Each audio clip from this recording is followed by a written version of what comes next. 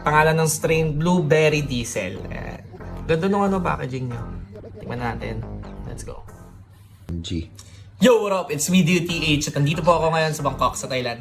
Today, sa video na to, i-review natin tong THC vape pens ng Rants and Lily.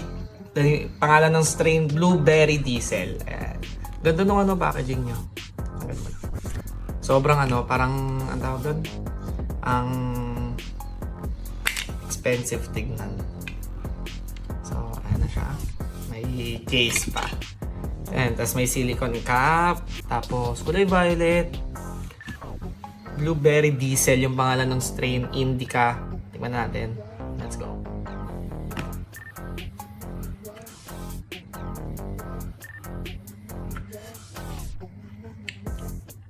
Ito mas smooth kaysa dun sa kanina. Sa tawag dun, sa Packwoods, mas smooth to, mas gassy, mas yung tamis niya sobrang light lang, hindi mo siya masyadong malalasahan ng sobra, pero hindi mo rin makati sa lalamunan syempre kapag nilong drug mo, pero solid, masarap to. So yun lang mga boss, peace out.